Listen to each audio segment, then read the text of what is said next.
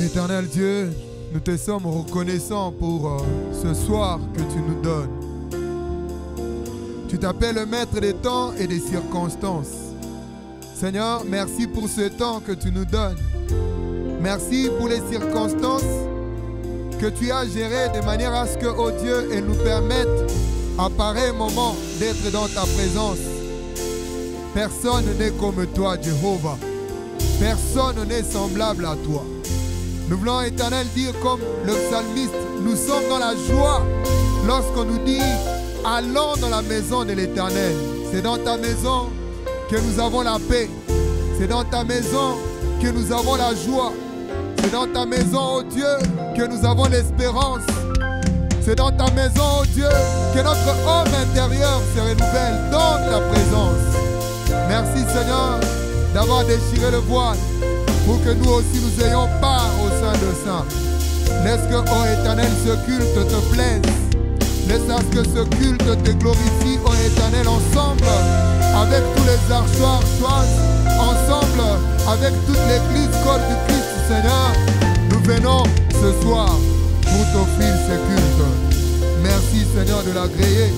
Dans le nom de Jésus, nous avons ainsi prié. Ensemble, nous disons Amen. Nous bénissons le Seigneur qui nous donne ces moments, encore une fois, d'être dans sa présence. Vous savez, la Bible dit, le voile s'est déchiré, de haut en bas. Le Seigneur en a été responsable pour que vous et moi, nous puissions avoir part au sein de ça. Qui aurait imaginé, comme on l'a chanté, un Congolais aussi dans les sacerdoces. C'était réservé juste aux seuls Lévites, mais le Seigneur nous a donné aussi part à cet héritage-là. Est-ce que nous pouvons acclamer le roi des rois? Est-ce que nous pouvons le célébrer pour sa présence? Alors, je vais nous donner un passage dans Apocalypse chapitre 7. Nous allons commencer au 9e verset et nous allons nous arrêter au 12e. La Bible est en train de nous parler de comment est-ce qu'au ciel, ces gens qui ont eu cette vision, les gens célèbrent le Seigneur, Jésus-Christ autour de son trône. Nous allons le lire ensemble pour que nous puissions nous en rendre compte. Apocalypse chapitre 7, le verset 9 à 12, nous lisons au nom de Jésus. Après cela, je regardais et voici, il y avait une grande foule que personne ne pouvait compter, de toute nation, de toute tribu, de tout peuple et de toute langue. Ils se tenaient devant le trône et devant l'agneau, revêtus de robes blanches et des palmes dans leurs mains. Et écoutez le 10e verset. Et ils criaient d'une voix forte en disant, le salut est à notre Dieu qui est assis sur le trône et à l'agneau. Et tous les anges se tenaient autour du trône et des vieillards et des 4 êtres vivants. Et ils se prosternèrent sur leurs faces devant le trône et ils adorèrent Dieu en disant Amen. La louange, la gloire, la sagesse, l'action de grâce, l'honneur, la puissance et la force soient à notre Dieu au siècle de siècles. Amen. Je vais nous proposer de nous tenir debout et nous allons lire le 12e verset ensemble. Dans votre salon, dans votre chambre, nous allons nous tenir debout en face de votre télé, votre téléphone, votre portable, votre radio. Nous allons lire le 12e verset ensemble. On y va, 1, 2, 3, en disant Amen. La gloire, la sagesse, l'action de grâce, l'honneur, la puissance et la force soient à notre Dieu au siècle des siècles. Amen. Et nous acclamons le Seigneur qui nous donne aussi de faire partie de ce monde, qui le célèbre autour de son trône. Je parle de Jésus. Je parle de celui qui est ressuscité. Oui, il est mort, mais le 3e jour, il est ressuscité. Je parle de celui qui ressuscite tous ceux qui étaient morts dans ta vie. Je parle de celui qui ressuscite vos économies. Je parle de celui qui ressuscite nos santé. Est-ce qu'on peut crier pour le roi de rois?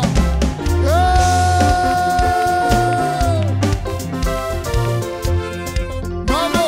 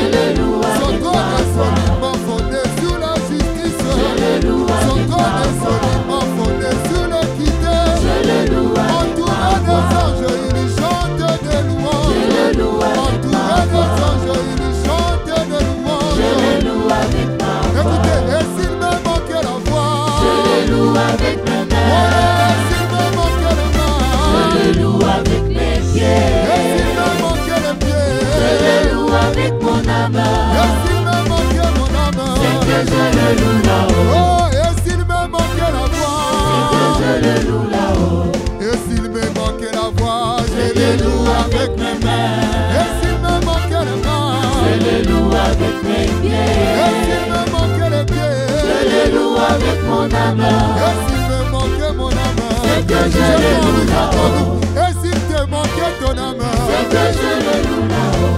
et s'il te manquait ton âme, C'est que je le loue là-haut. et s'il te manquait ton âme, C'est que je le loue Dieu ne va là-haut. t'arrêter s'il te manquait ton âme. C'est que je le loue Même dans le là-haut. confinement, s'il te manquait ton âme, C'est que je le loue Dieu ne va là-haut. t'empêcher s'il te manquait ton âme. C'est que je le Tu loue rends ton là-haut. vie pour que tu le loues, tu le loues. C'est que je le loue Oh, là-haut. oh, c'est que je le loue là-haut. C'est que je le loue là-haut. Yeah, yeah, ngana yembela masia, abu mama. Yeah, yeah, nana yembela masia. Yeah, yeah, ngana yembela masia, abu mama. Yeah, yeah, nana yembela masia. Aku mama. Yeah, yeah, ngana beti maboko, bona Yesu. Yeah, yeah, nana yembela masia. Aku mama. Yeah, yeah, ngana kumisa masia, abu mama. Yeah, yeah, nana yembela masia. Aku Oh, mama. yeah, yeah, ngana tombola masia, abu mama. Yeah, yeah, nana yembela masia. Aku mama. Yeah, yeah, ngana yembela masia, abu mama. Yeah, yeah, nana yembela masia. Tombola, tombola, tombola, Jésus. tombola, Jésus. tombola, Jésus. tombola, Jésus. tombola, Jésus. tombola, Jésus. tombola, Jésus. tombola, Jésus. tombola, Jésus. metamololo. Oh, yeah, yeah, ngana yembela masia, abu mama. Yeah, yeah, nana yembela masia. Aku mama. Apasala mai Yesu yo natikala komona te o. Yeah, yeah, nana yembela masia. Aku mama. Apasala mai yawe o natikala koyoka te o. Yeah, yeah, nana yembela masia. Aku Yoka mama. mozi mobala libala opesa ngai tina ye. Yeah, yeah, nana yembela masia. Aku Yoka mama. moize elombe mobali opasola mai ye. Yeah, yeah, nana yembela masia. Ngana yembela masia Nana ye. yembela masia. Ale yembela masia Nana ye. yembela masia. Aku Yembela mama. masia Nana ye. yembela masia. Ngana yembela masia ye. Nana yembela masia. Ngana sanjola masia ye. Nana sanjola masia. Ngana sanjola masia ye. Nana sanjola masia. Ngana sanjola masia ye. Nana sanjola masia. Ngana tombola masia ye. Ngana tombola masia. Ngana tombola, tombola, tombola, Nana tombola masia. Ngana tombola, tombola, tombola. Nana tombola masia. Ngana tombola, tombola, tombola. Nana tombola masia. Ngana netola masia Nana ye. tombola masia. Ngana netola masia ye. Nana tombola masia. Asimbi bendele, Asimbi bendele. asimbi bendele, Asimbi bendele. elombe mobali, Elombe mobali. elombe mobali, Elombe mobali.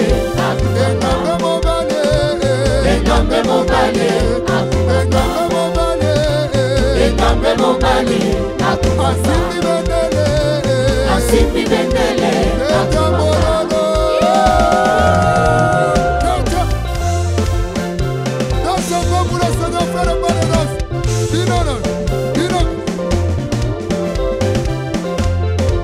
Est-ce que quelqu'un peut danser dans sa chambre? On y va. Dis-non.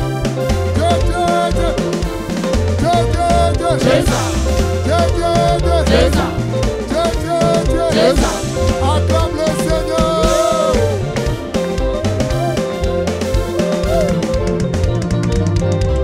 Mabok, mabok, mabok.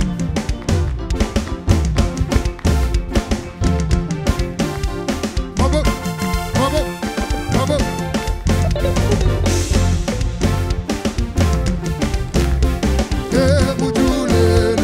Amen, amen, amen.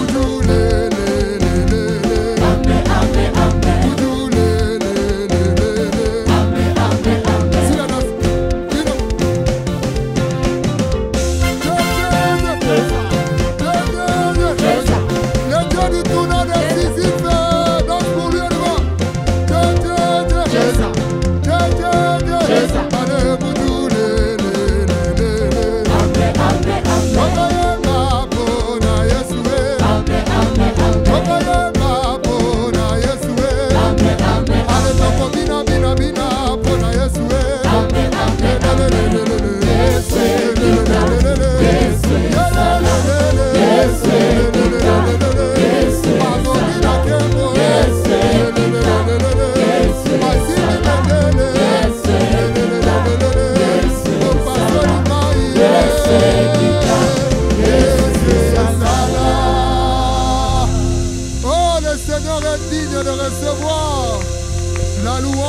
l'honneur et la gloire, la puissance et la force pour le siècle des siècles.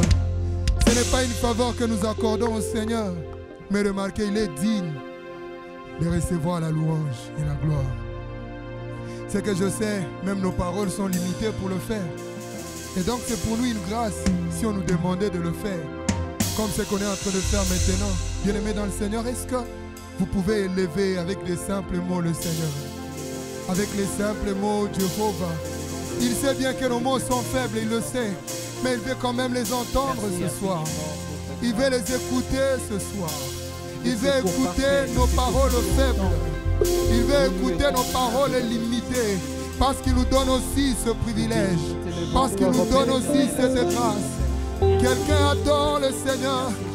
Qui est comme toi, Seigneur? Qui est comme toi, Jéhovah? Qui est comme toi, Elohim? Créateur des cieux et la terre, c'est toi. Créateur de l'univers, c'est toi. Créateur de grandes étendues d'eau, c'est toi. Créateur de luminaires, c'est toi. Tu m'as créé à ton image. Tu as créé, Seigneur, avec une telle sagesse que je n'ai jamais vue. Tu as créé avec une telle sagesse que je n'ai jamais entendue. Tu as créé avec une telle sagesse. Lorsque je vois, Seigneur, le ciel, sa couleur, oh Dieu de gloire, je dis que tu es Dieu. Lorsque je vois la manière dont tu as créé les animaux, les poissons dans la mer, oh Dieu, les animaux domestiques, les animaux sauvages, Seigneur, cela ne me laisse pas indifférent. Lorsque je me regarde moi-même, comment tu as placé toutes les parties de mon corps, oh Dieu, chacune à sa place. Les yeux là où ils devaient être, les cheveux là où ils devaient être, les oreilles là où ils devaient être. Seigneur, cela ne me laisse pas indifférent. Cela ne me laisse pas indifférent, Jésus. Lorsque je vois mon système, oh éternel, physiologique, comment est-ce que mon corps fonctionne, comment est-ce qu'il y a une telle coordination, Dieu le voit. Oh Seigneur, dans le fonctionnement de mon corps, je ne suis pas indifférent. Il y a des paroles qui renaissent, il y a des paroles qui remontent, il y a des paroles qui remontent, il y a des phrases qui viennent, il y a des chants éternels qui sont composés, il y a des danses, oh Dieu de gloire, qui sont conçues pour t'élever, toi, Jéhovah. Pour t'élever, toi, Jéhovah. Pour t'élever, toi, Jéhovah. Quelqu'un se dit, je n'ai pas de paroles. Tu peux prendre un refrain que tu connais. Un refrain d'un cantique qui élève le Seigneur et commencer à le chanter. Notre Dieu est digne. Anastaïli Yeshimabwa.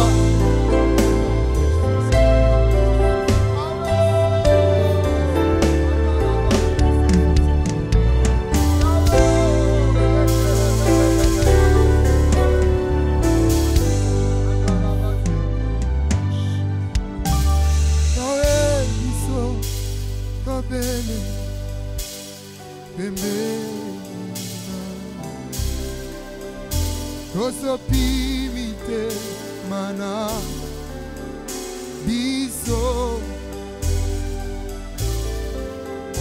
tolingi koloba nyonso osaleli biso Yahweh Nzambe zuwa kembo.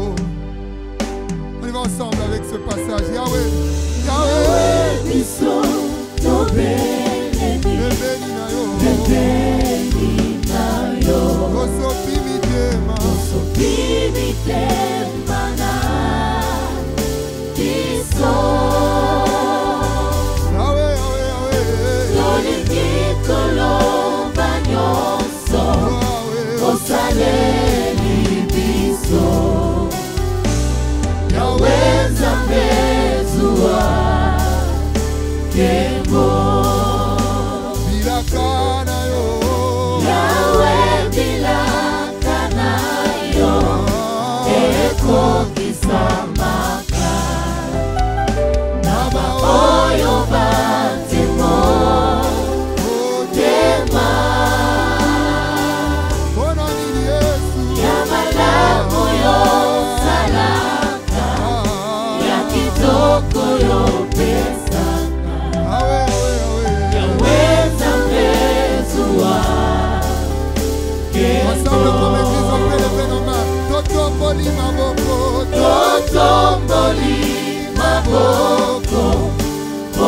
tokumunayo osopimite mala biso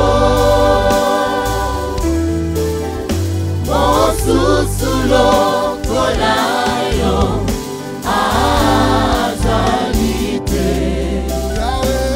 Yahweh Nzambe zuwa kembo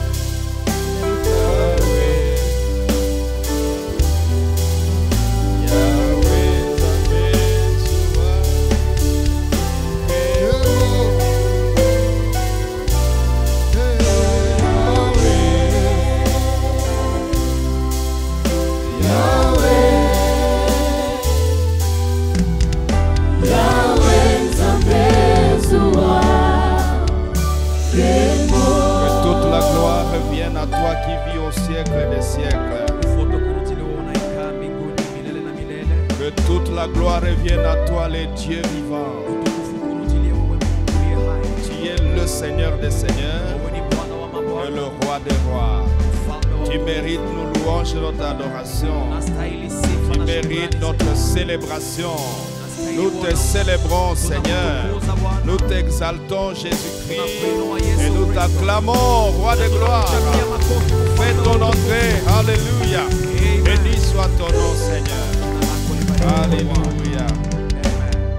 Nous bénissons le Seigneur. Rapidement, nous voulons offrir à Dieu avant d'écouter la parole.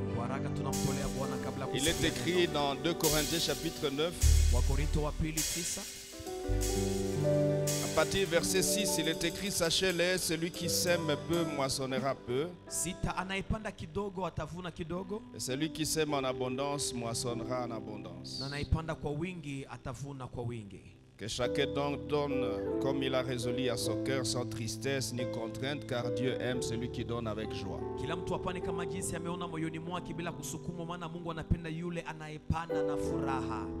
Alors ce qui est fort, c'est verset 8. Et Dieu peut vous combler de toutes sortes de grâces, afin que possédant toujours en toutes choses de quoi satisfaire à vos besoins, vous ayez encore en abondance pour toute bonne œuvre. Et j'aime le verset 10, il dit: celui qui fournit la semence au semeur et du pain pour la nourriture vous fournira et vous multipliera la semence, et il augmentera le fruit de votre justice. Et vous serez de la sorte enrichis en tous égards pour toute espèce de libéralité, qui par votre moyen feront offrir à Dieu des actions de grâce. Amen. Alléluia. Amen. Nous voulons donc prendre notre offrande. Le Dieu qui fournit la semence vous fournira. Vous serez ainsi enrichis en tous égards pour toute espèce de libéralité. Alléluia. Amen. Prends ton offrande et offre-la à Dieu. Seigneur, voici notre offrande. Accepte-la, ô Dieu, c'est de tout notre cœur que nous te l'apportons. Reçois notre offrande. Seigneur, et bénis-nous en retour. Que cette écriture s'accomplisse pour chacun de tes enfants. Au nom de Jésus. Amen. Alors tu peux offrir aussi en électronique si c'est cela que tu as. Que Dieu te bénisse. Alors frères, sœurs, après avoir parcouru la compréhension de notre thème, mon serviteur montera. Nous bénissons le Seigneur et pour son esprit qui jusqu'ici nous a conduits. Aujourd'hui nous sommes au 12e jour de notre tournant décisif. Au 12e jour. Et je bénis Dieu. Parce que tu comprends ce que c'est que notre thème. C'est que le serviteur. C'est que c'est que monter.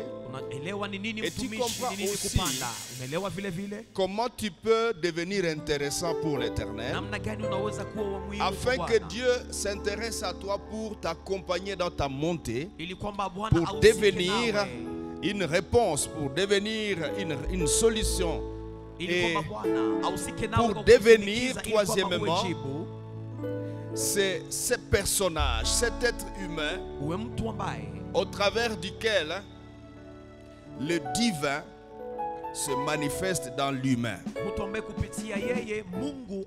Et nous avons donc ici compris nos requêtes. Comment prier pendant ces jours qui restent. Et j'aimerais, j'ai la joie de pouvoir accueillir mon fils, le serviteur de Dieu, Pungu Marcel. Karibu, il va aborder la suite des chapitres de notre thème et il va l'introduire. Alléluia. Est-ce qu'on peut l'accueillir correctement?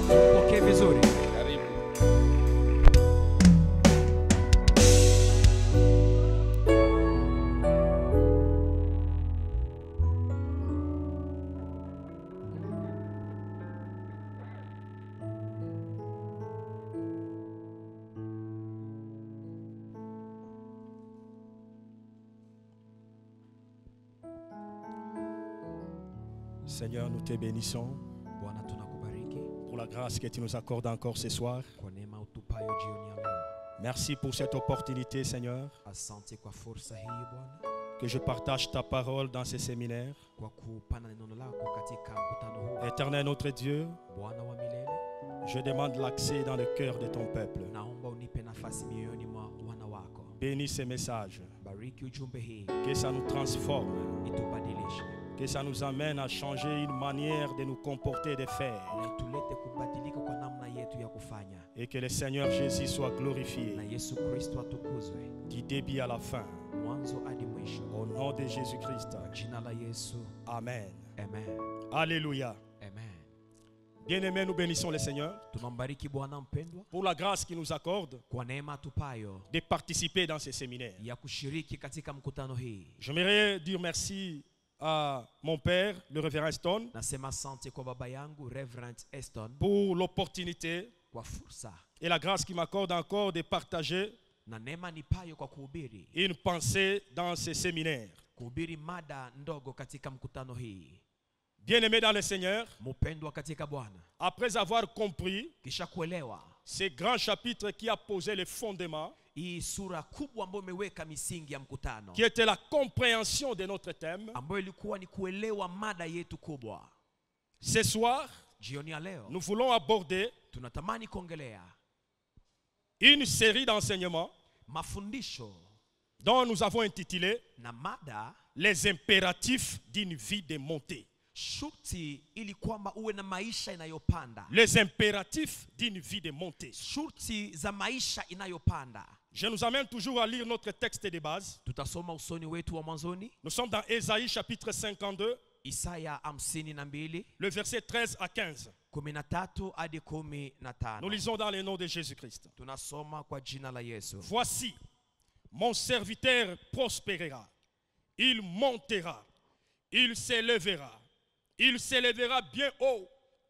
De même qu'il a été pour plusieurs un sujet de foi, tant son visage était défiguré, tant son aspect différait de celui des fils de l'homme, de même il sera pour beaucoup de peuples un sujet de joie.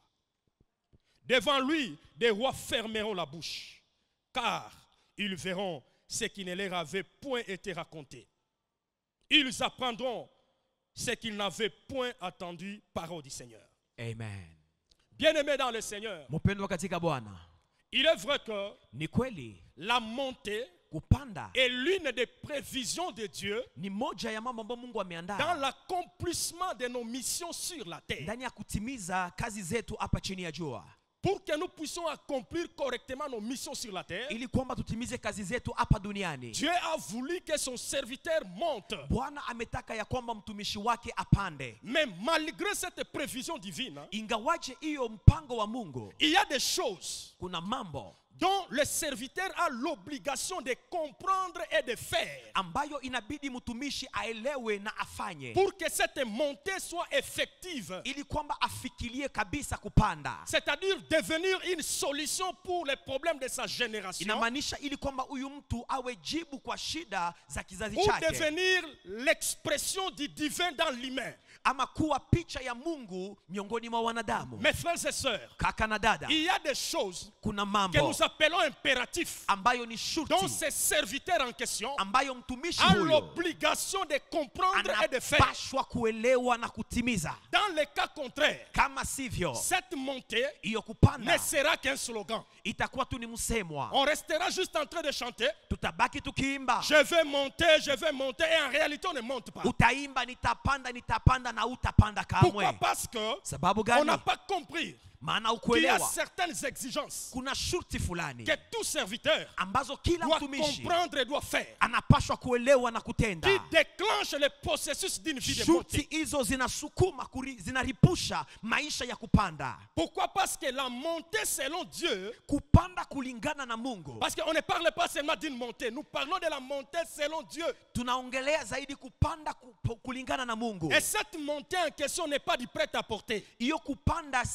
La montée selon Dieu, ce n'est pas un gâteau qu'on vous amène sur un plat. Moins encore de la baguette magique. Bien-aimé dans le Seigneur, il y a des choses à comprendre et à faire. Quelqu'un a dit, il n'y a pas d'omelette sans casser les œufs. Ce qui veut dire la finalité, c'est d'avoir l'omelette. Mais celui qui veut avoir l'omelette, qui peut être compris dans notre contexte comme la montée, a l'obligation de comprendre que l'un des impératifs pour avoir l'omelette, il faut d'abord casser les œufs. Refuser de casser les œufs, c'est de refuser non plus d'avoir l'omelette. J'aimerais dire ignorer les impératifs d'une vie de montée, ce n'est pas vouloir aussi monter dans sa destinée. Alléluia. Amen. Bien-aimé dans le Seigneur, il y en a plusieurs impératifs d'une vie de montée. Mais durant le jour que je vais aborder ce sous-thème, je serai en train de parler juste de 3 impératifs. Dont la première, je l'ai intitulé « La montée est un appel de Dieu ». La montée est un appel de Dieu. Bien-aimé dans le Seigneur, nous devons arriver à comprendre ça pour que nous puissions réellement monter. Parce que lorsque nous lisons les Écritures, il est bien sûr question de Jésus-Christ, premièrement, et puis de nous autres par la suite. Mais Jésus-Christ n'a pas fait une prière pour qu'il monte. Yesu hakuomba ili kwamba apande. C'est Dieu lui-même qui décide. Ni Mungu mwenyewe ameamua. Il dit mon serviteur montera. Anasema mtumishi wangu atapanda. C'est Dieu qui appelle son serviteur à monter. Ni Bwana ndiye anaita mtumishi wake ili kwamba Et apande. cela nous amène à comprendre Na hii inatuleta kuelewa que le besoin ardent de Dieu ya kwamba haja kubwa ya Mungu est que son serviteur monte. ni kwamba mtumishi wake ainuke juu. Dieu veut que son serviteur monte. Bwana anataka mtumishi wake ainuke. Et dans cette saison, Na katika muda tu huu es appelé, je suis appelé à monter. wewe na mimi tunaitwa kupanda juu. Et j'aimerais te dire, mon frère, ma soeur, Na partout où vous me suivez, nitakwambia kaka dada mahali pote cette mnanifuata. saison ici, Kizazi tu hiki monteras. kwa majira hii Tu utapanda. monteras. Utapanda. Alléluia. Amen. C'est Dieu qui nous appelle à monter. Ni Mungu ndiye anatuita kupanda. Mais tout serviteur, Kila mtumishi, qu'il soit individu, uwe mtu pekee, qu'elle soit église iwe kanisa ou une nation, ama taifa, doit comprendre inabidi kuelewa certains aspects qui renferment cet appel de monter. mambo fulani inayokuwa ndani ya hii mwito ya kupanda. Parce qu'il est question de 3 types de serviteurs dont nous parlons dans ce séminaire. Maana kuna aina 3 ya watumishi ambao tunaongelea katika Serviteur mkutano huu. individu, Mtumishi kama vile mwanadamu pekee, serviteur comme église, mtumishi kama kanisa, serviteur comme nation. na mtumishi kama vile taifa. Alléluia. Amen. Il y a certains aspects Kuna mambo qui fulani renferment zinazokuwa cet appel de monter. zinazoelewesha hii mwito wa kupanda. Et nous allons aborder aujourd'hui 4 aspects. Tutaongelea mambo matatu, mambo Dont le manne. premier aspect, Kitu cha kwanza que tout serviteur est appelé à comprendre, ambayo kila mtumishi anaitwa kuelewa c'est que la montée est un appel commun. ni kwamba kuinuliwa ni mwito wa ujumla. La montée est un appel commun. Kuinuliwa ni mwito wa ujumla. Bien-aimés dans le Seigneur, Mpendwa katika Bwana, nous devons comprendre tuelewe kwamba que la porte de la montée mlango wa kuinuka est ouverte à tous les êtres humains. inafunguliwa kwa wanadamu wote. Tous les êtres humains sont appelés à monter selon Dieu. Wanadamu wote wanaitwa kuinuka, Mais à condition shurti d'être en relation avec Dieu. ni kuwa katika urafiki njema na Mungu. Et cet acte qui nous amène à être en relation avec Dieu, Na hiyo kitu inayotuleta kuwa warafiki wa Bwana c'est seulement croire au Seigneur Jésus-Christ comme Seigneur et Sauveur. ni kumwamini Yesu kama Bwana na Mwokozi wa maisha yako. Comme il est écrit dans Jean 1:12. Kama jinsi imeandikwa katika Yohana À tous ceux 1:12, qui l'ont reçu, kwa wote waliompokea, à tous ceux qui croient en son nom, kwa wote wanaoamini jina elle a lake, donné le pouvoir amewapa de mamlaka devenir ya kuwa enfants de Dieu. wana wa Mungu. C'est que la porte de la montée, Mlango wa kuinuliwa elle est ouverte à tous les êtres humains sur la terre. inafunguliwa kwa wanadamu wote duniani. Alléluia. Amen. Mais à seule condition, Lakini kwa shurti et moja, la condition même primordiale, na shurti la msingi c'est d'être en relation avec Dieu. ni kuwa katika uhusiano na Mungu, Et ceci, na hii c'est par l'acte de la foi en Jésus-Christ. ni kumwamini Yesu. Cet acte de foi en Jésus-Christ, Unapomwamini Yesu, non seulement nous met en relation avec Dieu, haituunganishe tu na Mungu, mais aussi lakini nous donne le pouvoir inatupa de mamlaka devenir enfant de Dieu. ya kuwa wana wa Mungu. Or, Ijapokuwa il n'y a pas d'enfant de Dieu sur la terre sans raison d'existence. huwezi kuwa mwana wa Mungu kama kuna sababu ya kuwa kwako duniani. Il n'y a pas d'enfant de Dieu sur la terre sans mission. Huwezi kuwa mwana wa Mungu kama kuna misioni unayoambatana nawe. Il n'y a pas d'enfant de Dieu, en d'autres termes, sans destinée. Huwezi kuwa mwana wa Mungu kama hakuna hatima mbele zako. Chaque enfant de Dieu a une destinée bien précise dans un domaine précis. Kila mwana wa Mungu ana hatima ndani ya kiwango fulani cha maisha. Ceci nous amène à comprendre Inatusukuma kuelewa que la destinée ya kwamba hatima ou la montée ama kupanda dans notre destinée ndani ya hatima yetu n'est plus une alternative. Ce n'est pas une alternative ou un choix haiko qu'on peut faire. jambo la kuchagua.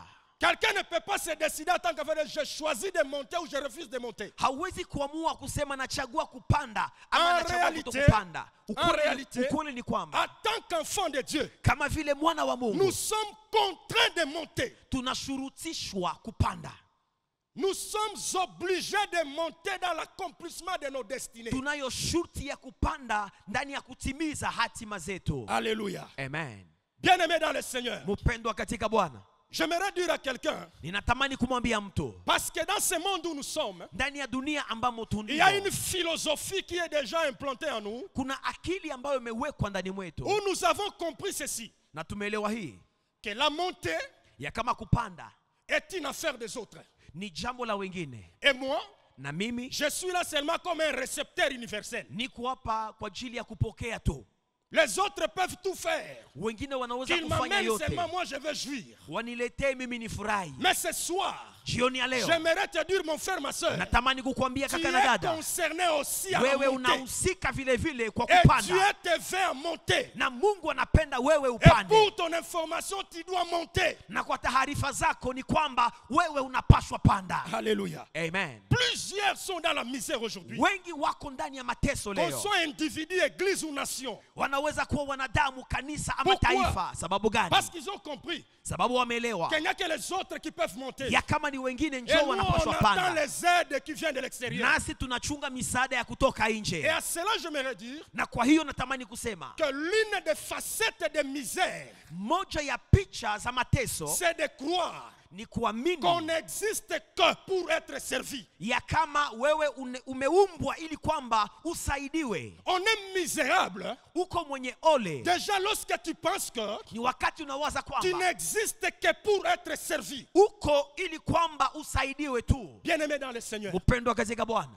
les hommes et femmes wanadamu, wanawake na qui wanaume ont connu de monter dans l'accomplissement de leur destinée, ambao wamepanda juu ndani ya hatima zao, dans la Bible, ndani ya Biblia ils ont compris des choses. walielewa mambo mawili. Premièrement, Kitu cha kwanza, ils ont intégré dans leur système de fonctionnement qu'ils sont concernés à la montée. ndani ya mitumikio yao ya ndani wameamini kwamba wanahusika kwa kupanda.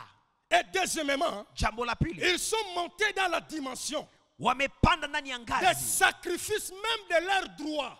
la kutoa wakfu hata haki zao. Je le répète, ils sont montés dans la dimension des sacrifices même de leurs droits. Wamepanda ndani ya ngazi la kutoa wakfu haki En zao, vue de monter dans leur destinée. ili kwamba wapande ndani ya hatima zao. C'est l'exemple de l'apôtre Paul, Kwa mfano mtume Paulo qui a connu une montée dans sa destinée. ambaye amepanda ndani ya hatima yake. Et là, je nous amène à lire 1 Corinthiens chapitre 9, les versets 11 à 14. Napo tusome wa Korinto wa kwanza 9:14. Je paraphrase pour gagner le temps. Ninasema tu, L'apôtre Paul dit ceci: mtume Paulo nasema, si nous avons semé des biens spirituels en vous, kama tumepanda mbegu ya kiroho nzuri ndani mwenu, c'est une grosse affaire si nous récoltons vos biens temporels. je, ni jambo la kushangaza kama tunapokea mambo mazuri toka kwenu? Et puis il ajoute, il dit ceci: Na nasema tena, il y a d'autres qui jouissent de ces droits sur vous, kuna wengine wanafaidia yale mambo kwenu, mais plutôt ça devrait être nous. ni sisi ndio tungelifaidia yale mambo. L'apôtre continue en disant: Mtume anaendelea kusema, il a été même ordonné par le Seigneur Jésus-Christ aliwekwa wakfu na Yesu Kristo que c'est lui qui prêche l'évangile vive de l'évangile. ya kwamba yule anayehubiri injili aishi kupitia Mais injili. l'apôtre pouvait avoir déjà une couverture Mtume ilibidi awe na kivuli pour s'accrocher de ses droits. ili kwamba ashikamane Il na hizo pouvait haki dire: yake. je vous brandis, ce n'est pas moi, c'est Jésus qui a dit. Mtume alikuwa na shurti ya kuambia ni Yesu ndiye amenipa hiyo Ordonnance haki, signée par Jésus-Christ de Nazareth. ni Yesu mwenyewe amenipa hiyo haki. Copie conforme certifiée à son serviteur apôtre Paul. Yesu ameandikia mtumishi wake Ce n'est pas Paulo, moi, c'est Jésus. si mimi ni Yesu. Mais j'aime ce que l'apôtre Paul dit au verset 13. Lakini napenda hiyo mtume Paulo anasema kwa mstari wa 13, Il dit ceci: anasema mais nous n'avons pas usé de ces droits, hatukushikamana na hiyo haki mais au yetu, contraire, lakini nous souffrons tout. tunateseka. Pourquoi tu souffres, Paul? Kwa sababu gani Paulo Il dit, anateseka? Anasema afin de ne pas créer d'obstacles à l'évangile de ili Christ. kwamba nisiweke kibambazi kwa kusonga mbele kwa En injili. d'autres termes, Paul veut dire: Inamaanisha Paulo anasema je hapa, me prive même de mes droits mimi naacha haki zangu parce que j'ai compris sababu nimeelewa la montée dans ma destinée kupanda ya hatima yangu exige un degré de sacrifice. inashurutisha kujitoa wakfu. Ce peuple n'a pas encore compris ça. taifa hawajaelewa hii. Mais si je brandis mes droits, nikiweka haki zangu mbele, si je m'accroche à mes droits, nikishikamana na faida je zangu, risque de rater ma mission sur la terre. nitashindwa kazi yangu duniani. Et il dit, na je nasema, ne vous écris pas cette lettre pour en réclamer. siwaandikie barua hii ili kwamba niwalombe sasa. Bien-aimés dans le Seigneur, Mpendwa katika Bwana, nous devons arriver tufike au point d'intégrer dans notre système de fonctionnement kwa ngazi la kuelewa ndani ya akili zetu que nous sommes appelés à monter. ya kwamba tumeitwa kupanda. De deux, La pili, cette montée nous exigera même des sacrifices de nos droits. hiyo kuinuliwa itatusukuma tuache haki zetu. Combien aujourd'hui, Leo un serviteur politicien par exemple, mtumishi ambaye ni mwanasiasa, ils peuvent se dire, bon, nous entrons dans un congrès, Sénat, Assemblée nationale. nani mtumishi ambaye anaweza kusema tunaingia ndani ya kongamano, ndani C'est ya de mes bunge? droits de recevoir les émoluments qu'on me donne. Ni haki yetu kupata hizo pesa. Mais parce que je comprends que je suis serviteur de Dieu à l'Assemblée nationale ou au Sénat, Sababu naelewa kwamba mimi ni mtumishi wa Mungu ndani ya bunge, je dois résoudre les problèmes du peuple. yanibidi kuleta suluhisho kwa shida la taifa. Mais les gens peuvent se dire, Watu wanaweza kusema diminuez même nos émoluments, mushushe mishahara yetu pourvu d'ajouter à une catégorie du peuple.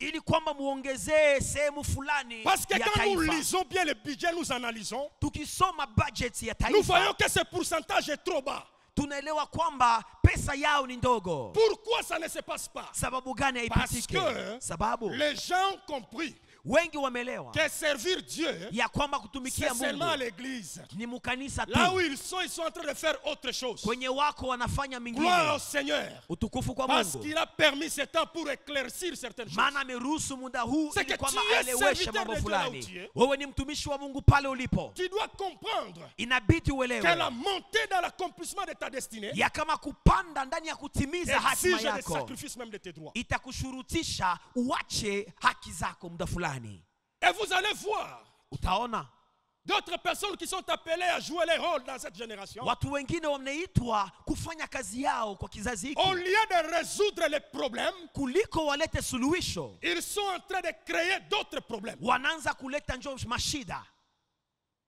Vous allez voir Mtaona un enseignant mwalimu qui est appelé à donner l'éducation à cet élève. ambaye anaitwa kumfunza Mais plus mwanafunzi. tard, c'est Baadaye le même qui va s'abuser de cette fille. na ni huyo mwalimu ndiye anatenda ujeuri kwa huyo mtoto. Pourquoi? Kwa sababu gani? Tu es appelé à résoudre un problème. Umeitwa kuleta jibu En tant que serviteur de Dieu enseignant. wewe kama vile mtumishi wa Mungu Mais mwalimu. pourquoi tu t'abuses d'une jeune fille comme ça? Sababu gani unatenda ujeuri kwa huyo mtoto mdogo? Qu'est-ce qu'on n'a pas vu? Nini hatukuona? Qu'est-ce qu'on n'a pas entendu? Nini hatukusikia?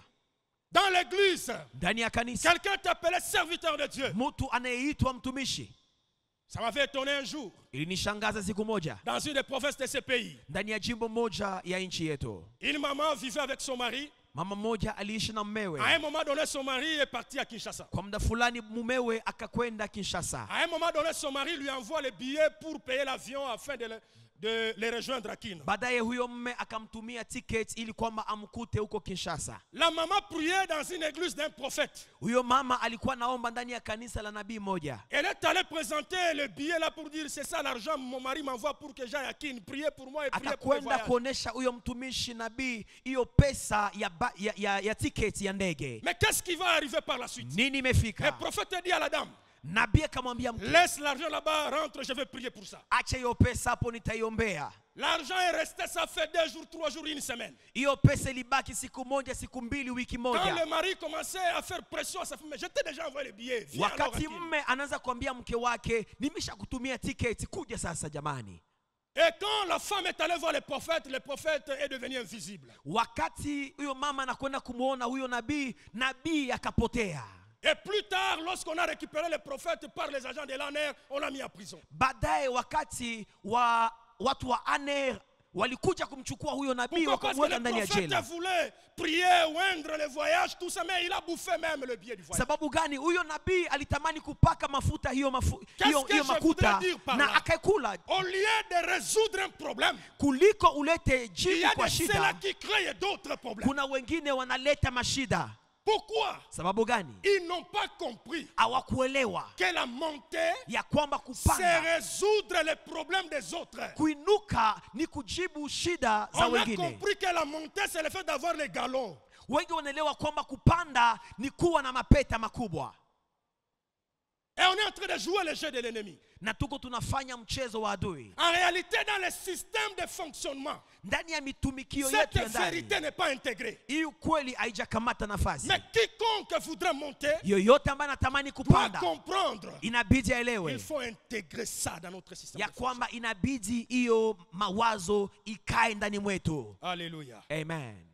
Que la montée est un appel commun. Kupanda ni mwito wa watu wote. Le deuxième aspect qui renferme cet appel de montée, Picha ya pili inayoelewesha hii neno kupanda, c'est que la montée est un appel urgent. kupanda ni mwito wa haraka. Bien-aimés dans le Seigneur, Mpendwa katika Bwana, nous devons comprendre ceci. tuelewe kwamba Que la destinée dont nous avons, hatima ambayo tunayo, nous devons accomplir sur la terre, ambayo tunapaswa kutimiza duniani, elle doit être accomplie dans toute urgence. inapaswa kufanyika kwa haraka. Nous devons monter dans l'urgence, frère. Inabidi kwa haraka tupande. Mais vous allez voir quelqu'un et vous dit non, je vais le faire, je monterai, je ferai ceci demain après-demain. Non, frère. Lakini utaona watu wako unasema tu ni kesho njoo nitapanda. Hapana.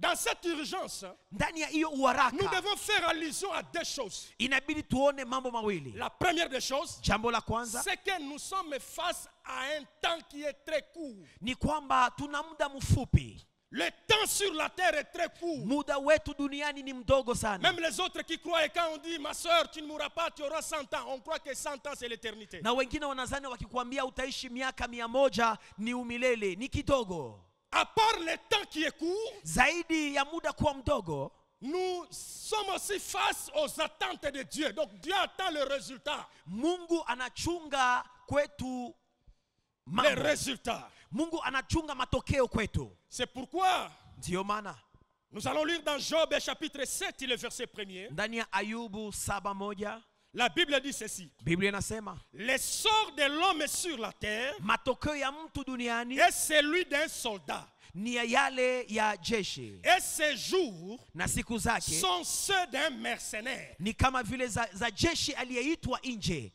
toka nje. Le sort de l'homme sur la terre Matokeo ya mtu duniani est comme le sort d'un soldat. ni kama vile matokeo ya askari, Et on le compare à un mercenaire. na huyo askari ni askari ambaye anatokea nchi Lorsqu'un kigeni. mercenaire arrive pour combattre dans un autre pays, Wakati mpiganaji vita wa kigeni anakuja, il combat avec la pensée d'urgence parce qu'il sait que je n'ai pas tout le temps. Ana- Je suis venu seulement pour un temps bien limité. anapiga vita kwa haraka, maana anajua kwamba muda wake ni mfupi. Et il se donne tout pour accomplir sa mission dans ce temps record. Huyo askari anajitoa wakfu ili kwamba amalize kazi kwa muda.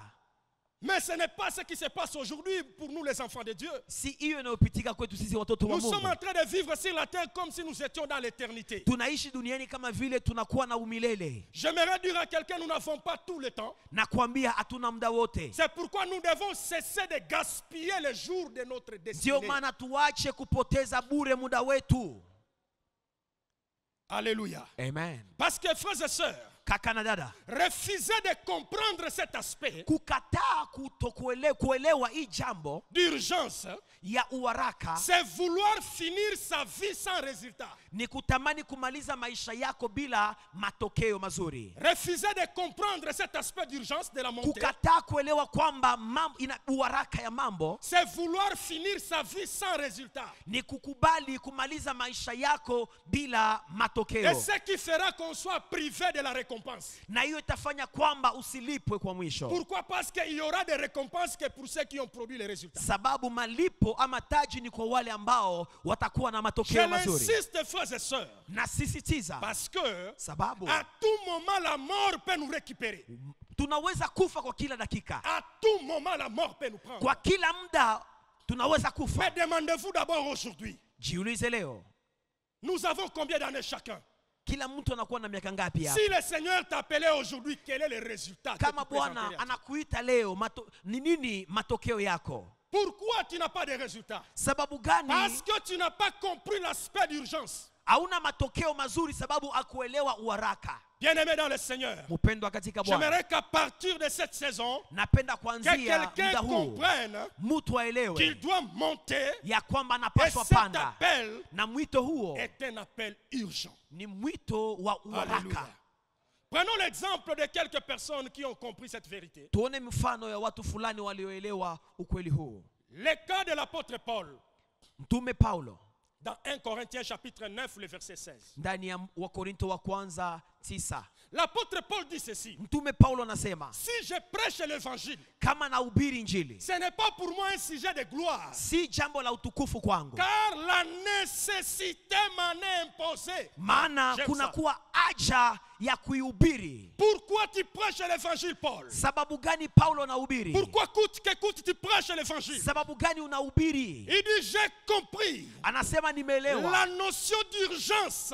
uharaka, Et il dit: la nécessité m'en est imposée. haja ya kuhubiri imenishurutisha. Alléluia. Amen. Parlant du modèle divin parfait, notre Seigneur Jésus-Christ, Tukiongelea mfano wetu bora Yesu Kristo, dans Luc chapitre 2, le verset 49, ndani ya Luka 2:49, pendant qu'il était avec ses parents à Jérusalem, wakati Yesu alikuwa na uzazi wake pa Yerusalema, il est resté quelque part, ses parents étaient en train de le chercher. alibaki nafasi fulani hekaluni, wazazi Mais wake walikuwa lorsqu'on l'a namtafuta. retrouvé, Walipompata, écoutez la question du Seigneur Jésus. sikiliza Il dit swali ceci: la Yesu, anasema, pourquoi me cherchez-vous? sababu gani Ne mnanitafuta? savez-vous pas qu'il faut que je m'occupe des affaires de mon Père? Amujue kwamba inanibidi kujihusisha na mambo ya babangu. Le Seigneur a compris. Bwana Yesu Je alielewa, suis venu sur la terre avec un temps bien limité. nimekuja duniani na muda mfupi, Je dois d'abord, inanibidi parce kwanza, que ce qui est urgent maana iliyo doit ya être traité uharaka en priorité. inapaswa kufanyika ya kwanza. Ah oui. Ndio Et lorsque vous prenez l'exemple du roi Ézéchias, tukikamata mfano wa mfalme Ezekia, dans 2 Chroniques chapitre 29, le verset 3, ndani ya moja ya siku, la Bible dit ceci. Biblia inasema, 2 Chroniques 29, 3. La Bible dit ceci: la première année de son règne, j'aime la première année de son règne, mwaka wa kwanza wa utawala wake, au premier mois, mwezi wa kwanza, il ouvrit les portes de la maison de l'Éternel akafungua milango ya et nyumba ya il Bwana les répara.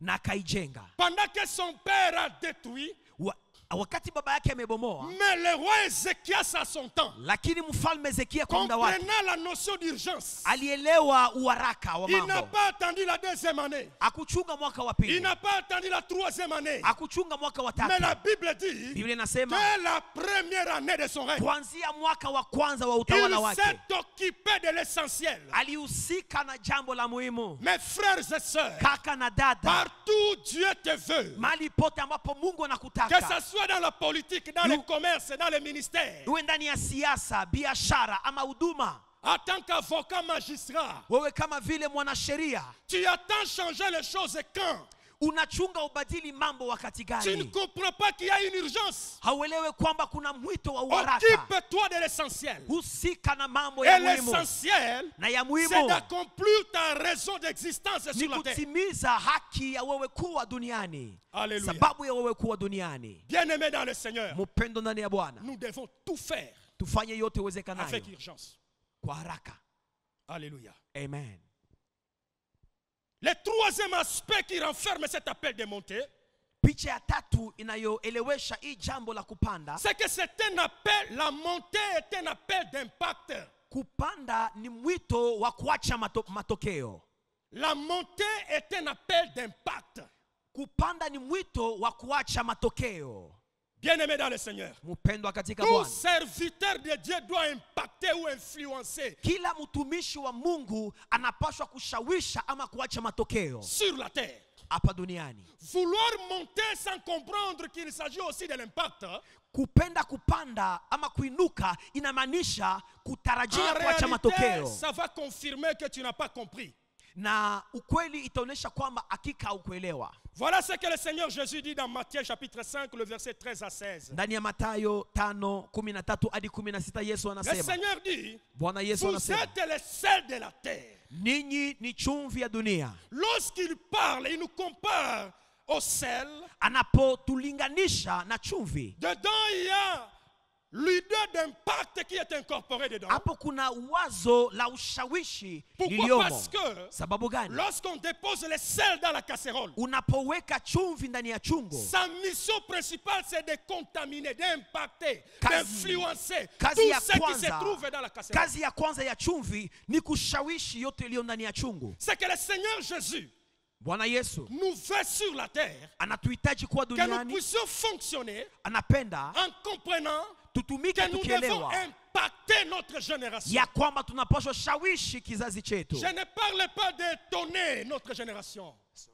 Étonner notre génération. Siongelee kuhusu kushangaza Je suis en train kizazi, de parler d'influencer. ninaongelea kushawishi. C'est-à-dire amener au changement de vie. Inamaanisha kuleta Parce mabadiliko qu'il est kimaisha. possible Inawezekana d'étonner quelqu'un kushangaza par mtu certains actes spectaculaires. kupitia matendo ya Et que la personne mastajabu, reste telle qu'elle était. na huyu mtu anabaki gisi tu Mais anakuwaka. ici, je suis parlé de l'influence Lakini hapa Yesu qui anaongelea amène les ushawishi autres au changement de vie. unaoleta wengine kubadilika kimaisha. Alléluia. Amen. La montée Kupanda est un appel d'impact. ni mwito wa kushawishi, Mais les principes lakini kanuni pour impacter, ili kwamba ushawishi, il faut inabidi que c'est lui qui veut impacter le monde ya kwamba yule anayetamani kushawishi ulimwengu ait une vie contraire à celle du monde. awe na maisha iliyo tofauti na maisha ya duniani hapa. Tu ne peux pas attirer les gens de venir vers toi Huwezi vuta watu waje karibu nawe tant que vous vivez la même vie. kama mnaishi sawa En sawa, réalité, ça ne sert à rien. haina faida. Ceci nous amène Inatusukuma à un contrôle introspectif de notre vie sur la terre. kujichunguza duniani. Nous ne sommes pas de ce genre de personnes qui peuvent dire Sisi si miongoni mwa wale wanaosema comprends seulement ce que je dis, sikia tu bie mimi nasema mais ne fais pas ce que je fais. lakini usifanye bie mimi C'est une nafanyaka. contradiction. Hii ni kusema kitu na kukipinga. Parce que quelqu'un a dit Maana mtu amesema ce que tu es, kile ulicho crie fort, kinasema que je zaidi. n'écoute ni même pas ce que tu dis. Ile ulio inasema zaidi kuliko maneno yako. C'est que notre manière de vivre dans la famille, Namna dans yetu. l'avenir, dans les entreprises, Namna yetu ya kuishi mahali pote tulipo c'est déjà quelque chose de très important pour que les autres viennent vers nous. ni ya muhimu zaidi ili kwamba ivute watu kuja kwetu. C'est plus puissant que même nos paroles. Ina nguvu zaidi ya maneno La yetu. qualité de vie que je mène Hali nzuri ya maisha peut ninayoishi amener les voisins inaweza kuvuta à me jirani demander, mais kuniuliza toi tu pries où? unaombaka Cet wapi? homme est comment? Huyu mtu iko Cette fille je? est comment? Huyu binti iko je? Pourquoi cette question? Sababu gani Parce swali qu'on est en hili? train de lire la différence en toi avec les autres. Sababu wanaona utofauti ndani mwako. Alléluia. Amen. C'est ça l'exemple que nous sommes en train de voir. Ni mfano tunayoona Pour le cas du juge et prophète Samuel. kwa ajili ya muamzi na nabii Samueli. Dans 1 Samuel chapitre 12, le verset 1er au verset 5. Samueli wa kwanza 12. 1 Samuel 12, le verset 1 à 5. Samueli wa kwanza 12 1 hadi 5. Cet homme de Samuel qui a vécu dans un moment compliqué de l'histoire. Samueli ameishi kwa muda ngumu wa historia. C'est la période des juges où il n'y avait pas de roi en Israël. Ni muda ambapo ni waamuzi ndio walitawala apakuwa Une wafalme. période caractérisée par la rébellion contre Dieu. Muda ambapo watu walimpinga Mungu. Où tout le monde pouvait faire ce que bon lui semble. Kila mtu alifanya kile ambacho Mais alitaka. écoutez à la fin de la vie de l'homme de Samuel. Lakini sikia kwa mwisho wa maisha ya Il Samueli. réunit tout le peuple d'Israël. Anakusanyisha taifa nzima la Israeli. Et il appelle le roi Saül qui a été choisi à cet Na homme. namuita mfalme Saulo ambaye alichaguliwa. Le juge de Samuel dit au peuple, Samueli anasema, mais voici, mimi ni hapa. rendez témoignage contre moi Mulete ushuhuda wenu kwa kunipinga. devant l'Éternel et devant son oint. Mbele ya Mungu na mbele ya mpakali wa mafuta. Ah, Samuel, Samueli il met tout un peuple en défi. analeta taifa nzima Il dit, rendez témoignage contre moi. anawaomba taifa nzima mshuhudie mabaya juu yangu. Et il pose la problématique. Na anasema, Il dit, anasema de qui ai-je pris un bœuf? nani ambaye nilinyang'anya ng'ombe De yake? qui ai-je pris quelque chose pour fermer les yeux dans mes jugements? Nani ambaye nilibeba kitu chake ili kwamba ni hukumu vibaya? Je lui rendrai. Nitamrudishia. Écoutez la réponse du peuple au verset 4. Sikia jibu la taifa kwa La mstari wa Bible 4. dit, Biblia inasema, et le peuple lui répondit, na taifa nzima wakamwambia, tu ne nous as ni exploité, au tu kutufaidia ne nous as ni traité durement, au kutenda ujeuri juu et yetu, tu n'as rien pris na ukuchukua lolote des personnes juu dans ya le mtu cadre de l'exercice de ton mandat. ndani ya kutimiza kazi yako. Bien-aimé dans le Seigneur, Mpendwa katika Bwana, pourquoi cet homme a fait ça? sababu gani huyu mtu amefanya Et hivi? ça peut même nous inspirer, nous autres. Inaweza kutufunza sisi pia. Est-ce qu'aujourd'hui, dans cette génération, Leo ndani ya kizazi hiki, même dans la famille là où vous êtes, ama ndani ya jamaa mulipo, vous êtes papa, vous êtes maman dans cette famille, wewe ni baba mama ndani ya est-ce que vous jamaa, pouvez avoir le courage de réunir la famille et de dire rendez témoignage contre moi? waweza kuunganisha jamaa yako na kusema muanze sema mabaya yote mnajua kumie? Ça c'est quelqu'un qui se rend, il a compris que non, je dois avoir une vie de qualité, une vie contraire, et même à la fin de mon mandat, je peux avoir le courage de dire rendez témoignage Huyu ni contre mtu ambaye lelewa inabidi niwe mfano mzuri, na kwa mwisho wa kazi anasema mshuhudie sasa mabaya. Est-ce qu'un politicien dans ce pays en Afrique, chef d'État, tu peux finir ton mandat et tu réunis le peuple, tu dis rendez témoignage contre moi? Je, kuna mwanasiasa ndani ya nchi hii ambaye anaweza kumaliza kazi yake na kuambia taifa mulete ushuhuda wenu juu yangu? Est-ce qu'un chef d'entreprise aujourd'hui peut réunir tous ses agents et dire aujourd'hui nous avons une réunion spéciale, rendez témoignage contre moi? Wewe uliye kiongozi wa kampuni unaweza kuwa na budi la kukusanyisha watu wako kwa kuambia mulete sasa ushuhuda yenu juu yangu? Est-ce qu'un serviteur de Dieu, pasteur, prophète, évangéliste peut réunir devant le peuple de Dieu et dire je suis vers la fin de ma vie, rendez témoignage contre moi? Wewe ni mtumishi wa Mungu, je, unaweza kusema kwa watu wako sasa namaliza kazi yangu, muje mulete ushuhuda wenu juu yangu? Pourquoi? Sababu gani? Parce que la qualité de vie que tu mènes va te trahir. Maana hali ya maisha unayoishi itakusaliti. C'est pourquoi ces choses n'existent pas. Ndio maana hii mambo haifanyikaki. Parce qu'on est en train de mener une vie contraire. Maana tuko tunaishi kwa hali C'est nyingine. toi qui as imposé l'opération retour dans les entreprises. Wewe ndiye umeshurutisha wawe na kupunjulia faida. Et tu as même du mal que les gens parlent dans cette réunion. Na unaogopa watu wasiseme Et on yale est en train de magendo. mettre beaucoup de systèmes de sécurité. Qui a dit quoi? Qui a fait ça, tout cela? Na unaweka watu wa ujasusi ili kwamba wajue nani Et amesema ça se kitu passe dans fulani. tous les domaines de la vie. Na hiyo ni ndani ya Et kila vous kiwango allez cha vous maisha. rendre compte Na utaona ya que kwamba toute personne kila mtu qui voudra mettre des policiers pour avoir des informations lui concernant, ambaye anatamani kuweka watu wa ujasusi ili kwamba awe na c'est taarifa qu'il cache une mauvaise vie. za habari, inamaanisha huyo mtu anaficha kitu. Alléluia. Amen. Mais dans cette saison, Ndani ya kizazi le hiki, Seigneur nous veut qu'on comprenne ndani ya muda huu que Bwana la anatamani montée est tuelewe un appel d'impact. ya kwamba kupanda ni mwito wa kushawishi. Ceci exige Hii une inashurutisha qualité de vie intérieure. hali nzuri ya maisha ya ndani. Ce qui nous rendra pépélés de prononcer ce genre de paroles comme Samuel. Itatupa uhuru wa kuongea mambo haya kama vile Samueli. Alléluia. Amen. Nous sommes appelés à influencer. Tumeitwa kushawishi. Mais on va influencer comment? Tutashawishi namna C'est gani? par la qualité de vie.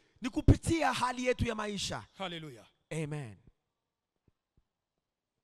Vous prenez l'exemple de l'homme de David. Kamata mfano wa Daudi. Dans 1 Samuel chapitre 22, le verset 1 à 2. Samueli wa kwanza 22. C'est quelqu'un aussi qui a connu une montée Naye alipanda dans l'accomplissement de sa destinée. ndani ya kutimiza hatima yake. Pendant que David est choisi, Wakati Daudi anachaguliwa, l'Éternel a prévu Bwana ameandaa qu'il soit d'abord à côté de Saül. kwamba awe pembeni À un ya moment donné, Saulo. le roi Saül commençait à poursuivre le roi David Kuna muda ambapo Saulo alianza pour kumfuatilia Daudi mettre fin à sa vie. ili kwamba muue. Mais le roi David s'est retrouvé dans la caverne d'Adullam. Mfalme Daudi alijikuta ndani ya nyumba ya Dans la caverne d'Adullam. ndani ya nyumba ya Adulame. Dans le mot hébreu, Adullam fait tout simplement dire la justice du peuple. Kwa Kiebrania Adulame inamaanisha haki ya taifa. Et dans ce lieu où David se retrouve, Ndani ya nyumba hii ya Adulame, c'est dans ce lieu même qu'il a composé le psaume 142. ni katika hiyo nyumba ambapo Daudi ameunda hiyo Zaburi 142. Qu'est-ce que je voudrais dire? Natamani kusema nini? David se retrouve comme chef Daudi anakuwa kiongozi de 3 types de peuples ya aina tatu dans la ya caverne taifa d'Adulam ndani ya nyumba ya Adulam, avant d'être établi le roi d'Israël kabla officiellement yeye dans tous les pays. kuwekwa wakfu kuwa mfalme ya Israeli. David était face aux gens qui étaient découragés de la vie. Daudi alikuwa mbele ya watu ambao wamechoka na maisha. David était face aux gens qui avaient des dettes et des gens dans la société. Daudi alisimamia watu wenye walikuwa na jana na madeni ndani ya David taifa. était face aux gens mécontents. Daudi alisimamia watu ambao walikuwa hawana furaha. Mais quelqu'un peut se dire, mais pourquoi Dieu? Unaweza kujiswali kwa nini Mungu Tu as appelé David pour être roi d'Israël. unamuita Daudi kuwa mfalme wa Mais Israeli? pourquoi tu as permis qu'il soit un chef d'un peuple compliqué comme ça? Sababu gani unaruhusu awe mfalme wa taifa watu wanaokuwa Parce que na shida? Sababu Dieu Mungu voulait imprégner dans David alitamani kuweka ndani ya le Daudi cœur d'un vrai leader. roho ya kiongozi Parce mzuri. qu'un vrai leader Kiongozi mzuri est appelé à influencer et changer la vie des autres. anaitwa kushawishi na kubadilisha maisha ya wengine. C'est pourquoi Dieu lui soumet d'abord dans un test dans la caverne d'Adulam. Ndio maana Mungu anamupa mashindano ndani ya nyumba ya Adulam. Face à un peuple compliqué. Anamuweka Ils kusimamia étaient au taifa nombre de 400 personnes. watu wenye mashida, watu 400. Et plus tard, Na baadaye lorsque David est établi officiellement, wakati Daudi amewekwa wakfu, parmi les gens qu'on appelait les hommes vaillants de David étaient aussi ces gens-là. miongoni mwa watu waliokuwa majitu wa Daudi, wale David watu les pia a walikuwa. impactés.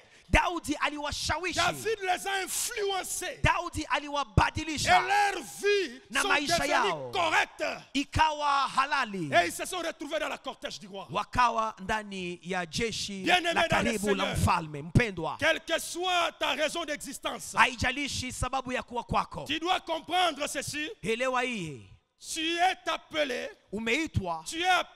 umeitwa à impacter kushawishi dans cette génération. ndani ya kizazi hiki. Alléluia. Amen.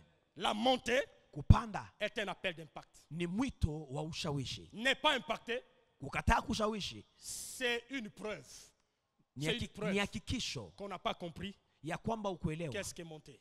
ni nini kupanda.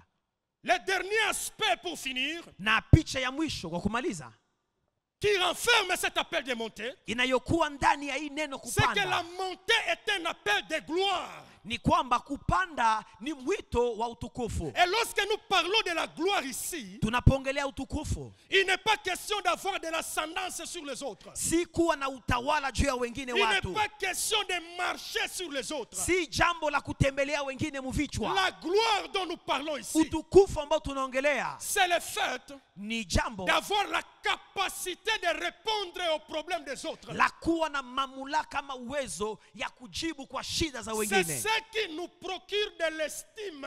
Hiyo ndio inatupa kufurahi Lorsque tu résous les problèmes des gens, wakati unatimiza shida za watu même sans le vouloir, hata bila il y kupenda. a une estime qui viendra de retour. Kuna heshima inakuja baadaye. Pourquoi? Sababu gani? Parce que quelqu'un a décidé de monter. Sababu mtu ameamua kupanda, Quelqu'un a décidé d'être une solution aux problèmes des autres. mtu ameamua kuwa jibu kwa Et shida za par wengine. conséquent, il y Matokeo, a une estime qui le suit. kuna heshima La inakufuata. montée, mes frères, Kupanda c'est un appel de gloire. ni mwito Tu kwa veux la utukufu. gloire dans cette génération? Wahitaji utukufu kwa kizazi hiki. Accepte seulement de monter. Kubali kupanda. Tu veux la gloire? Wahitaji N'utilise utukufu. pas les armes. Usitumie N'utilise silaha, pas les policiers. usitumie majeshi, N'utilise pas l'orgueil et la méchanceté. usitumie kiburi ama ubaya. Le seul chemin, Njia moja selon Dieu, kulingana na c'est Mungu d'accepter seulement de monter dans ni sa destinée. kukubali tu kupanda ndani ya Et hatima la yako, gloire en question na utukufu viendra. itakuja. Alléluia. Et Amen. Dieu Na Mungu veut que nous anapenda puissions monter dans ya la gloire. kwamba tupande ndani ya utukufu. Alléluia. Amen. Que nous ayons la capacité de répondre aux besoins des gens. Tuwe na uwezo wa kujibu kwa shida za wengine. Il y a de ces hommes et femmes, Kuna watu pour attirer un certain estime, ili kwamba wajikokotee ils donnent heshima l'argent fulani, aux gens de corruption, tout ça. wanapana pesa na Ou soit marushwa, utiliser la méchanceté et la force. ama wanatumia ubaya na Mais ukali. j'aimerais vous dire, Natamani kuambia c'est une gloire de façade. ni utukufu wa kufunika Parce tu que macho. si tu étais là à ton absence, comprendre ce que les gens disent de toi, Maana kama aongelikuwa hapo na usikie kisi batu biko wanasema tu mambo ne juu pouvais yako, ni même pas accepter ce que tu tu es en train d'accepter aujourd'hui. aungelikubali hata benye uko nakubali leo. C'est comme le cas de quelqu'un à ta présence, il te salue bien poliment. Ni kama vile mtu wakati uko pale anakuheshimia na adabu Mais dès yote. que tu tournes le dos, Unapogeuza mgongo na écoutez kwenda, ce que les gens sont en train de dire. sikia bisodo ambao Et ça peut wanaongea. être ta vraie vie, ce qu'ils disent à ton Na absence. hiyo wanaosema wakati ya huko ndio maisha yako Mais ya kweli. l'estime dont je parle ici, Lakini heshima c'est ninayoongelea ce respect qui peut être procuré à quelqu'un même à son absence. ni heshima ambayo watu wanakupa hata wakati ya huko. Pourquoi? Sababu Parce gani? que tu as été une solution au problème. Sababu umekuwa jibu kwa shida. Alléluia. Amen. C'est le cas du juge Samuel. Hiyo ndio ilikuwa mfano Prenons wa rapidement 1 Samueli. Samuel chapitre 9, le verset 6. Samueli wa kwanza 9:6. Les ânesses de Kis sont perdues. Punda za Kisi zinapotea. Le père du roi Saül. Baba yake na mfalme Saulo. Et Saül doit aller chercher les ânesses de son père. Na ilibidi Saulo aende kutafuta Il a punda été za babaye. accompagné par un serviteur de son père. Alisindikizwa na mtumishi wa baba Ils ont yake. cherché les ânesses un peu partout. Ils sont arrivés au point d'être découragés. Walitafuta mapunda mahali pote mpaka kuchoka. Mais écoutez ce que le serviteur de Kis est en train de dire de la part du juge Samuel à son absence. Sikia hiyo ambayo mtumishi wa Kisi anasema kuhusu Samueli wakati Il Samueli dit haiko. ceci. Anasema hivi.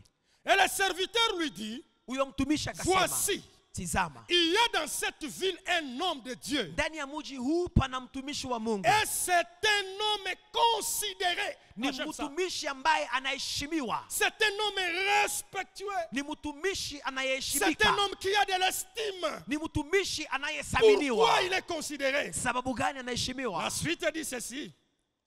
Parce qu'il y a point virgule, donc ça explique ce que cela veut dire.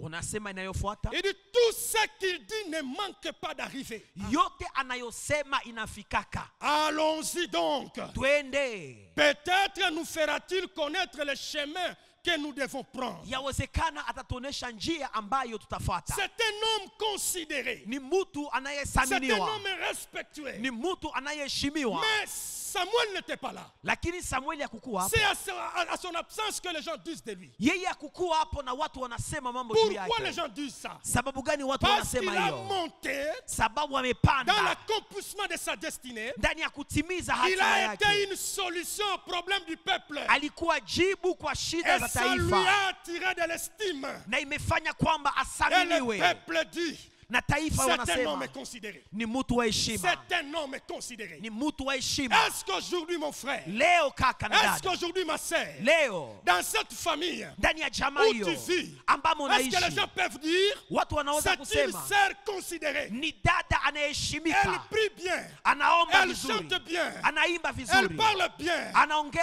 Est-ce que vizuri. tu as de l'estime? Je, una heshima? L'estime en question Heshima hii ne viendra que itafika lorsque tu prendras la décision ni wakati de unaamua monter dans kupanda l'accomplissement de ta ndani destinée, ya kutimiza hatima yako. c'est-à-dire Inamaanisha être une solution uwe au jibu problème de sa génération kwa shida za kizazi et yako, aussi vile vile devenir kuwa l'expression du divin dans l'humain. kuwa picha ya Mungu Ça, miongoni mwa watu. Hiyo Ça va t'attirer de l'estime. itakugogotea heshima, Ça va t'attirer de l'estime. itakugogotea Ne cherche heshima. pas avec l'argent. Usitafute La heshima na solution pesa. monte. Monte. Suluhisho ni kupanda. Alléluia. Amen. Bien-aimés dans le Seigneur, Mpendwa katika nous Bwana, voulons prier. tunatamani kuomba. J'aimerais que nous soyons debout partout où nous Natamani sommes. tusimame mahali pote tulipo. Nous étions en train d'aborder aujourd'hui Tulikuwa naongelea leo les sous-thèmes mada ndogo portant sur inayokuwa les impératifs d'une vie de montée. shurti za maisha Et inayopanda. aujourd'hui, Leo nous avons pris juste un seul impératif. tumeongelea shurti moja, C'est que la montée est un appel de Dieu. ni kwamba Et kupanda ni nous étions mwito en train wa Mungu, d'aborder ces 4 aspects qui rafferment cet appel. na tumeongelea picha ine La montée est un inayomaanisha appel hiyo commun. neno. Mwito kupanda ni mwito wa La watu wote. montée est un appel urgent. Kupanda ni mwito wa La uharaka. montée est un appel d'impact. Kupanda ni mwito Et wa la montée ushawishi, est un appel de gloire. na kupanda ni J'aimerais mwito ensemble wa que nous puissions utukufu. faire la première prière. Tuombe, Chacun de nous sera en train de prier par rapport à sa vie, kila mtu ataombea maisha par yake, rapport à sa destinée. ataombea Tu hatima seras en train yake. de dire à Dieu, Utaambia Mungu, rends-moi conscient que je monte dans ma destinée. La chorale chante, nous sommes en train de prier. Bien-aimé, prie. Demande à Dieu de te rendre conscient. Demande à Dieu de te rendre conscient que tu montes dans ta destinée. Quelqu'un doit monter. Nous devons monter. Oh Seigneur, aide-moi. Je veux monter. Je veux monter.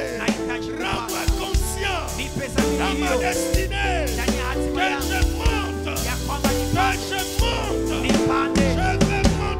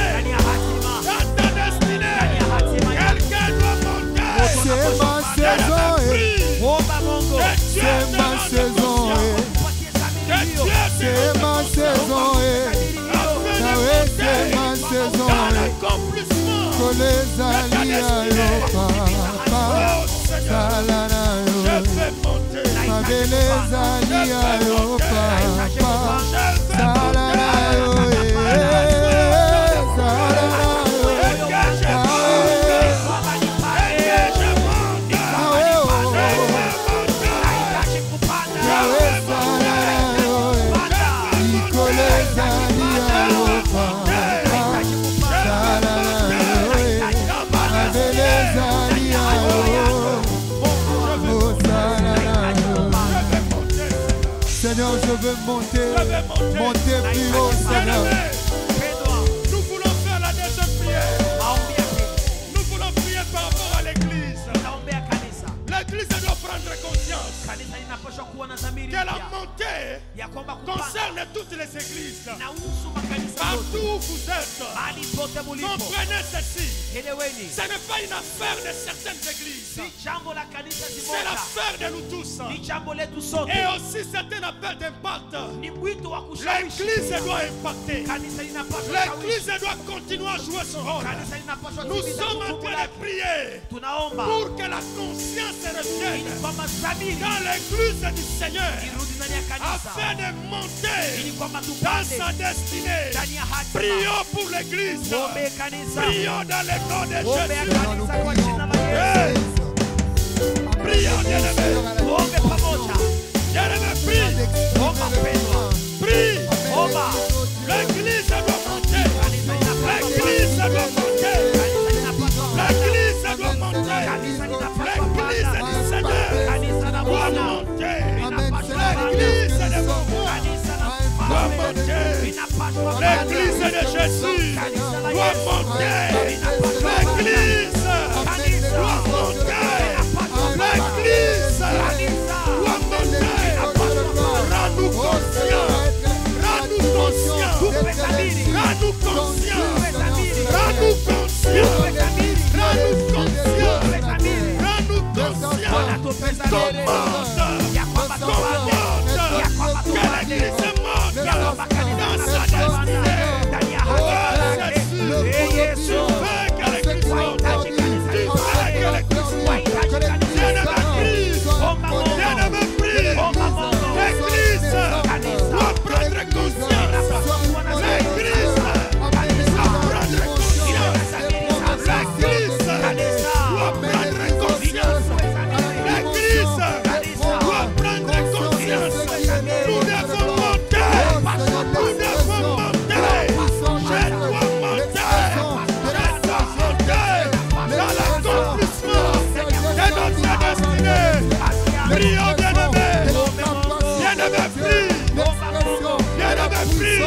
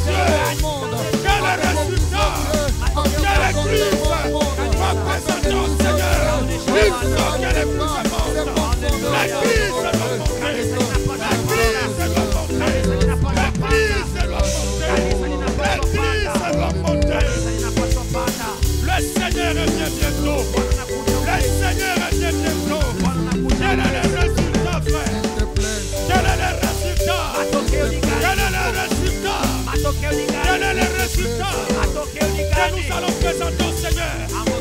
Que l'Église prenne conscience que la montée est un appel d'urgence.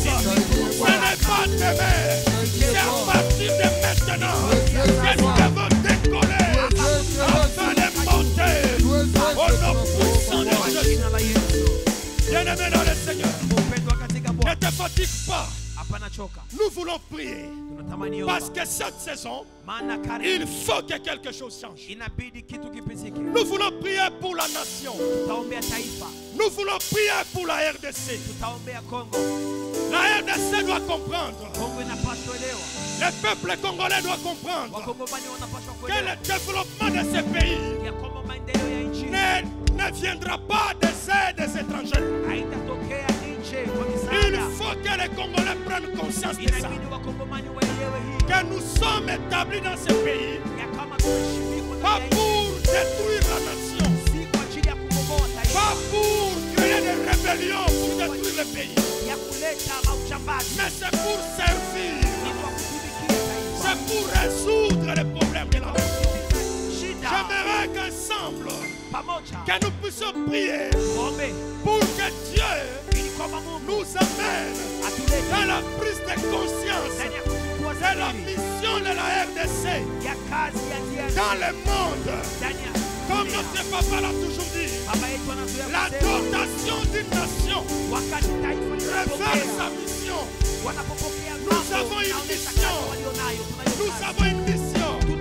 Prions pour que Dieu ramène la conscience au peuple. Prions pour la RDC. Prions pour la RDC.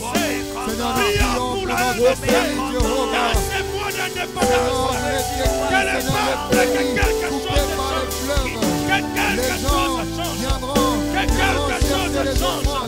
Que le peuple congolais prenne conscience. Que le peuple congolais prenne conscience de la beauté de la RDC.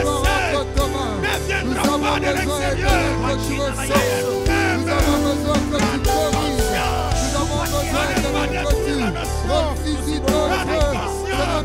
Bien-aimé, prie. Bien-aimé, prie. Bien-aimé, prie. Bien-aimé, prie. Bien-aimé, prie. Oh, garde notre Dieu. Ah, papa, rends-nous conscients. Rends-nous conscients. Rends le peuple congolais conscient. Rends le peuple congolais conscient. Rends le peuple conscient. Rends le peuple conscient. Bien-aimé, prie. Bien-aimé, prie. Bien-aimé, prie pour la nation. Bien-aimé, prie pour la nation. Bien-aimé, prie pour la nation. Ça doit décoller. Les Congo va décoller. Les Congo va monter. Les Congo montera. La RDC montera. La RDC montera. Il faut qu'on monte. Il faut qu'on monte. Il faut qu'on monte.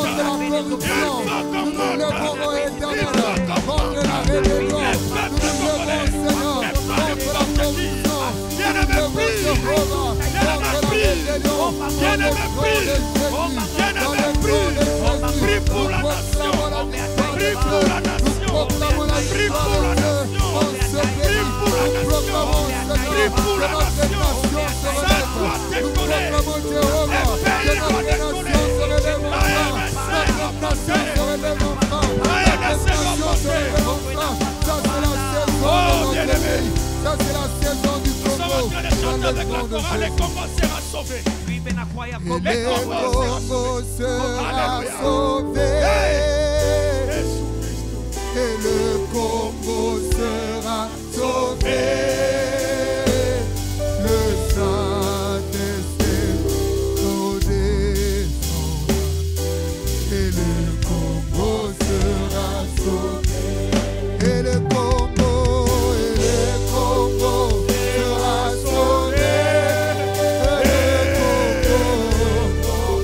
sera sauvé. Oui, le Saint-Esprit alors descendra. Le Saint-Esprit descendra. Et le Congo. Quand nous prendrons conscience que le Congo sera sauvé. Le Congo sera sauvé. Le pays coupé.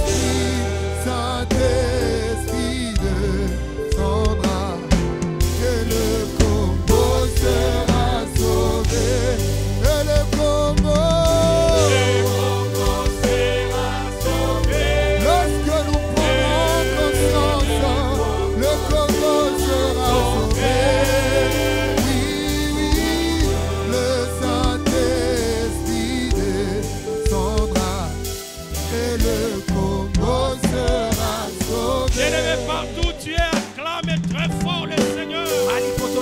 Et nous sommes à la fin de ce culte. Que Dieu nous bénisse.